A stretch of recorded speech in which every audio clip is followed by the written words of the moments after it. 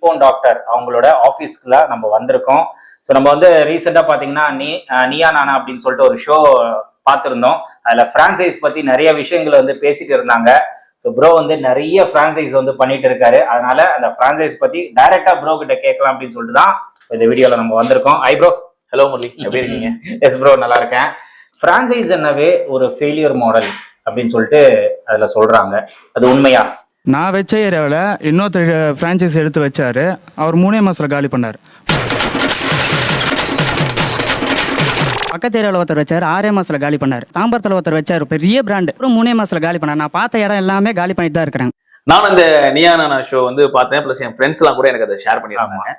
So basically ஃப்ரான்ச்சைஸ்னா வந்து அது ஒரு ஃபெயிலியர் மாடல் தானா அப்படின்னு சொல்லி டைரக்ட் கொஸ்டினுக்கு ஆன்சர் வந்து என்னன்னா அப்படி கிடையாது.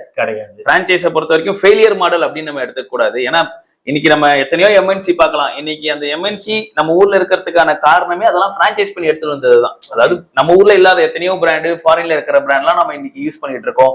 சண்டேஸ்லாம் வந்துச்சுன்னா அந்த ரெஸ்டாரண்ட்லாம் போயிட்டு சாப்பிட்டுட்டு தான் இருக்கிறோம். பட் அந்த பிராண்ட்லாம் இங்க இருக்கிறதுக்கு ரீசன் வந்து அது ஃப்ரான்ச்சைஸ் பண்ணி சக்சஸ்ஃபுல்லா ரன் பண்ணிட்டு இருக்காங்க. ஆனா பிரான்ச்சைஸ் பண்ற எல்லா பிராண்டும் சக்சஸ்ஃபுல் ஆகுமா அப்படின்றது உங்க கொஸ்டினா இருந்துச்சுன்னா அதுக்கு ஆன்சர் வந்து அப்படி சொல்ல முடியாது. ஏன்னா பிரான்ச்சைஸ்ன்றது வந்து எதுக்காக ஒரு பிரான்ச்சைஸ் தரணும், ஃபர்ஸ்ட் அதை தான் நம்ம யோசிக்கணும். சோ ஒரு பிராண்ட் இருக்கு, அந்த பிராண்டை டெவலப்மெண்ட் பண்ணும் எல்லா இடத்துக்கும், அதனால நான் பிரான்ச்சைஸ் தரேன் அப்படின்னா அந்த பிரான்ச்சைஸ் ஒர்க் அவுட் ஆகாது. எப்போ அந்த ஒரு பிரான்ச்சைஸ் ஒர்க் அவுட் ஆகும்னா, என்கிட்ட ஒரு பிராண்ட் இருக்கு, நான் அதை சக்சஸ்ஃபுல்லா நிறைய இடத்துல ரன் பண்ணிட்டு இருக்கேன் ஆல்ரெடி. சோ ஏன்னா அதை இன்னும் நான் எக்ஸ்பென்ஷன் பண்ணணும்.